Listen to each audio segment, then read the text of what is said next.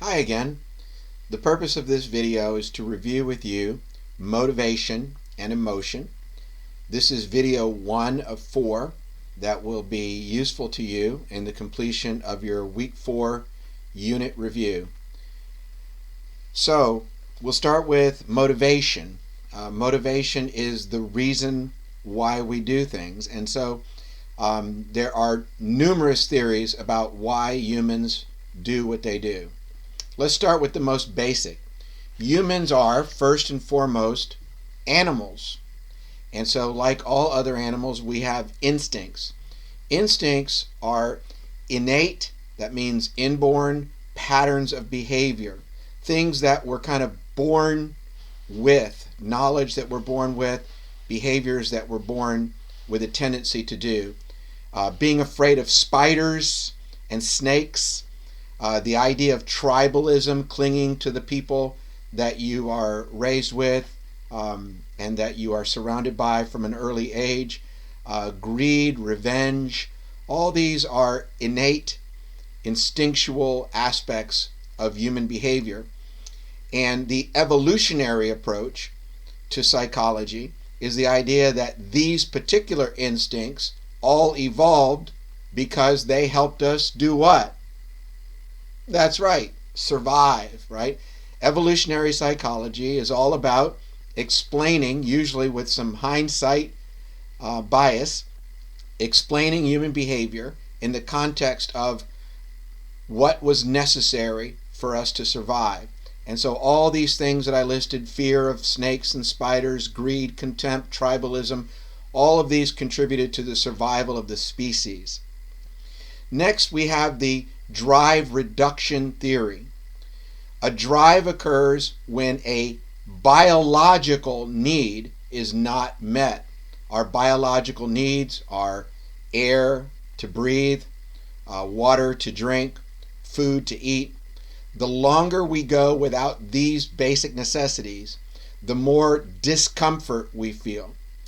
And that discomfort drives us to do something about it, to satisfy that need. When we finally eat that food that we're craving or breathe that breath that we're craving, then our body is restored to what's called homeostasis. That is to say, its normal state, which is what your body is always seeking to maintain, which is a normal state, homeostasis. So the drive reduction theory is the idea that a lot of our behavior is motivated to eliminate the discomfort associated with drives. Optimum arousal theory, or just simply arousal theory, suggests that every human being has a different level of optimal arousal for them. I'm sure you can see this during our safer at home guidelines. Some people actually don't mind being stuck at home quietly reading books and staying indoors, whereas others are just going crazy and are, looking for every excuse in the world to get out of the house and do something.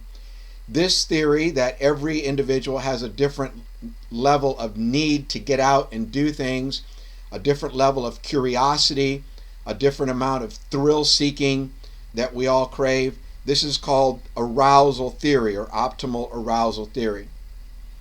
The Yerkes-Dodson theory of arousal suggests that humans require a moderate level of arousal for your optimal performance in most tasks. That is to say, you need enough stress to motivate you to do something, to care about it, but then too much stress causes you to panic or choke. And so most tasks require a moderate level of arousal. Easy tasks that we find boring or dull or easy, require more arousal because the tasks themselves don't pressure us to perform our best. Difficult tasks, things that you're not good at, things for which you're not prepared to do, then your optimal performance would be achieved with less arousal. For example, If you're a basketball player who's practiced thousands and thousands of free throws, your performance might increase in a packed gym. Whereas if you're a student who's never played basketball in his life, then you might have a better chance of making baskets if there were nobody around to watch you. Finally, we come to one of the most iconic symbols in all of psychology, and that is Maslow's hierarchy of needs, that pyramid. At the bottom level of the pyramid, not to say that they're not the most important, because without them we die, but at the bottom level of the pyramid are our basic needs for survival, physiological needs, air, food, water, shelter. If these needs aren't met, then there's nothing else that matters to us. We're not worried about what other people think of us. We're not worried about trying to accomplish anything in our lives or what the purpose of life is. All we can focus on is getting food, water, shelter, etc.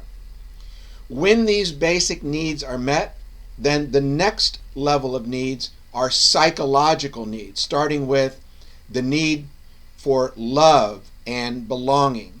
We all want people to love us, and we all want a group to belong to.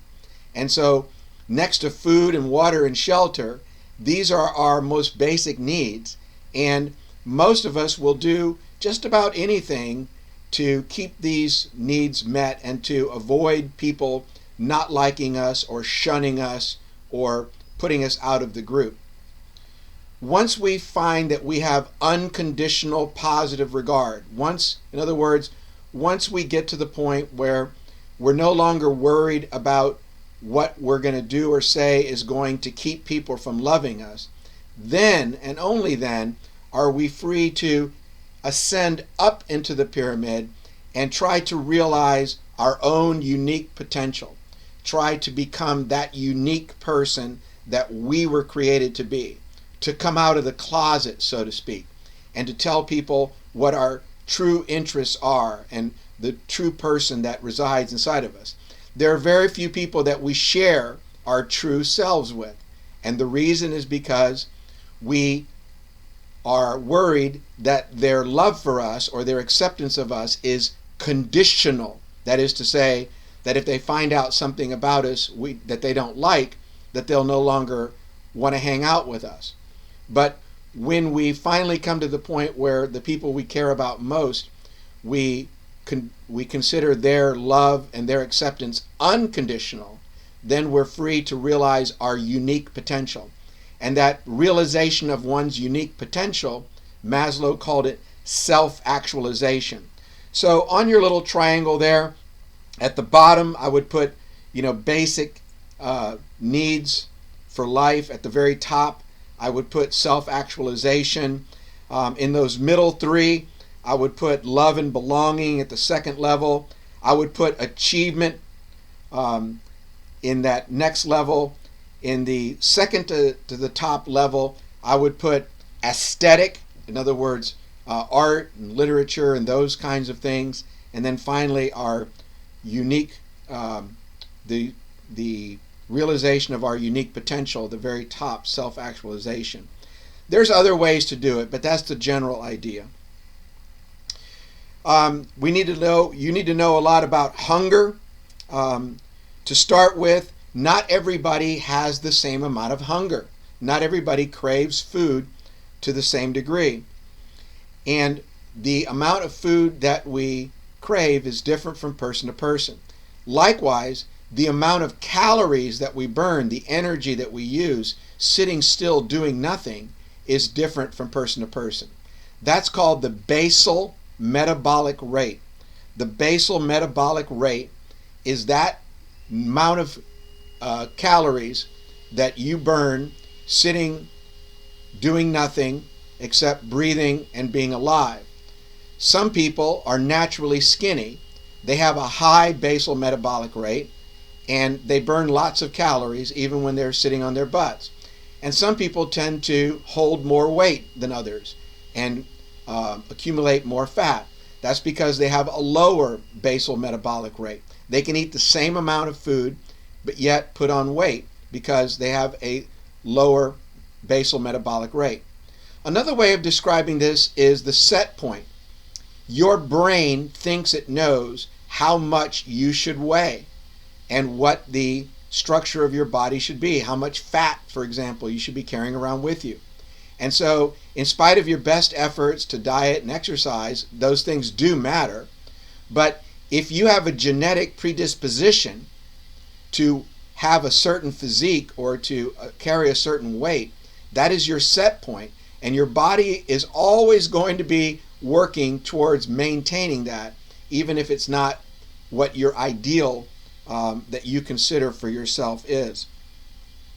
There are some hormones that are associated with hunger, and the first one is insulin.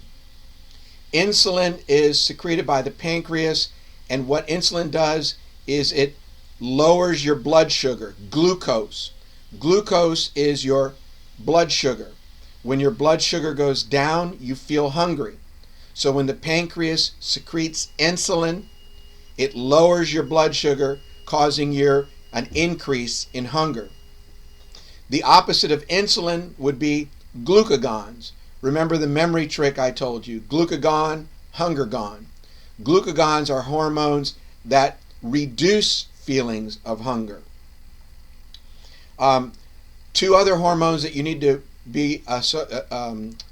to be aware of are ghrelin.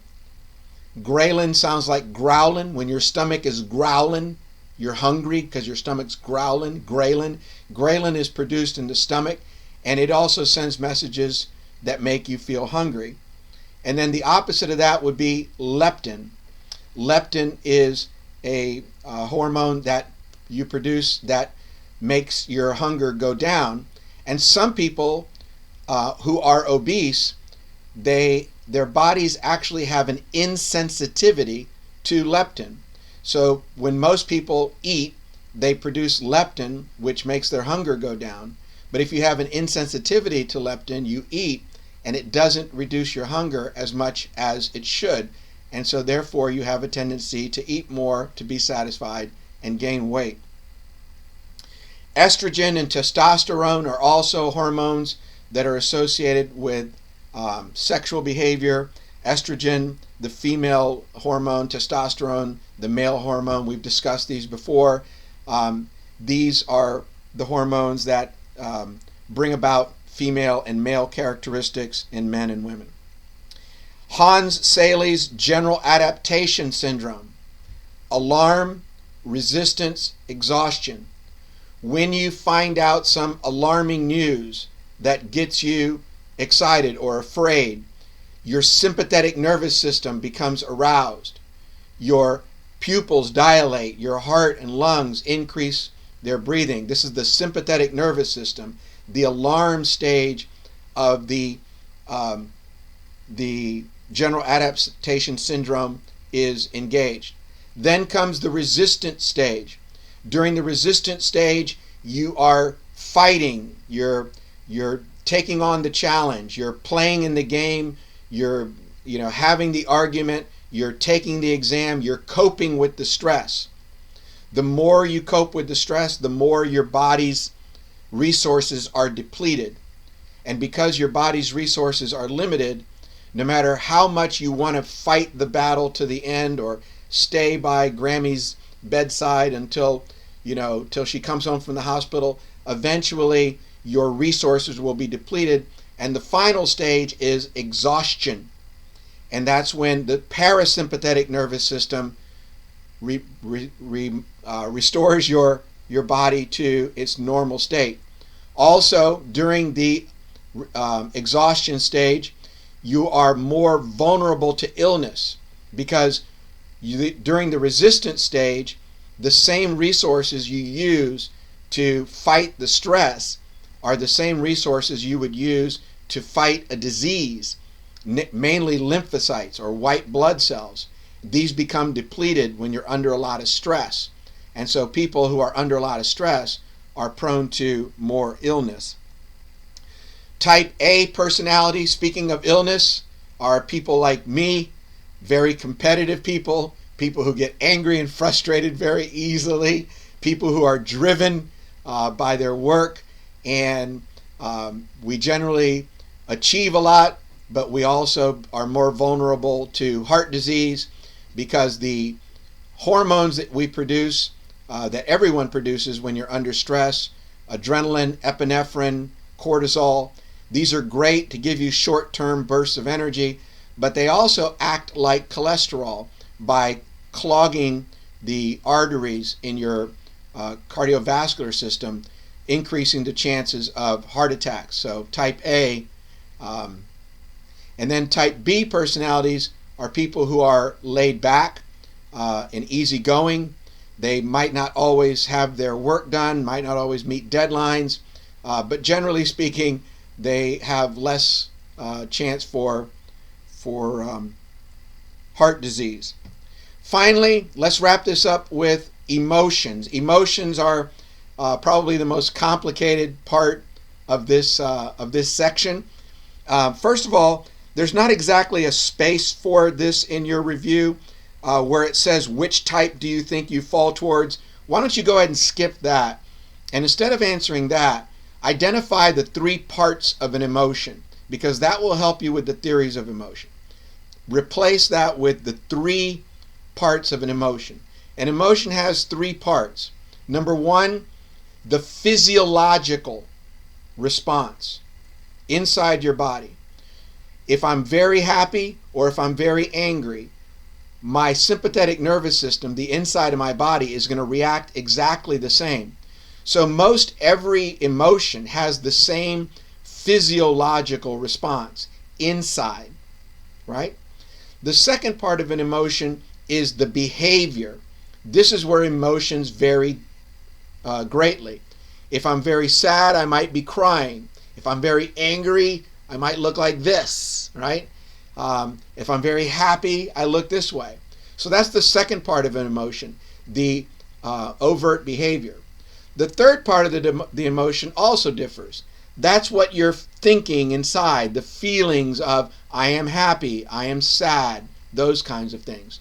So the 3 parts of an emotion are physiological, behavioral, and cognitive, or the awareness, the sense of being happy or sad. So those are the 3 parts of the emotions. Now, there are 3 very important theories of emotion that you need to be aware of. The first one is JamesLange. Remember when I taught you this? JamesLange. JL. Just laugh. Laughing makes you happy. Crying makes you sad. This is the opposite of common sense. It doesn't seem to make sense. But there's proof to back it up. Something called the facial feedback hypothesis. If you force someone to smile or you force someone to frown, it turns out it changes the way they feel about things. And so the JamesLange theory suggests that the stimulus creates the physical response, which then produces the emotion, right? So in other words, the joke makes me laugh, which makes me happy, right? The dog makes me freeze, which makes me scared, right? JamesLange, just laugh. The Cannon-Bard theory, remember I told you Cannon-Bard, CB, causes both. This is more like common sense, a little closer to common sense. The joke makes me laugh and it makes me happy. It causes both. The dog makes me freeze and it makes me scared. Causes both. So in Cannon-Bard, the stimulus causes both the behavioral response and the feeling of the emotion. But both of these, JamesLange and Cannon-Bard, leave out something very important to humans, and that is our ability to think. It turns out the same dog that makes me freeze and scared makes you smile and happy. Why is that? Because of the way that we appraise it. Cognitive appraisal. What we think about the dog. If I think a dog is a threat, then the dog is going to make me scared and freeze. But if you think the dog is a treat, then the dog's going to make you smile and happy. You get it? So the stimulus causes both. It causes both the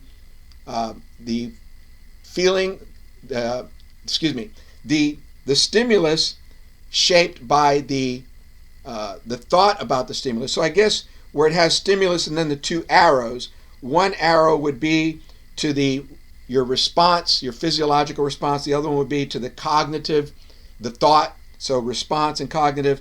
And then the final box would be your emotion. It's a little bit confusing the way it's laid out there. But the main idea, right, is that Schachter-Singer or two-factor, the main thing you need to know about Schachter-Singer or two-factor is that the emotion is shaped by the way we think. Thinking makes it so. And finally, there are different psychologists have different ideas about how many emotions there are. Generally speaking, there are 7 that are pretty much universally recognized. They are happiness. I'm giving you time to write these down. Sadness, fear, disgust, contempt, surprise, and I'm only counting 6, so you might want to Google Paul Ekman's 7 universal emotions.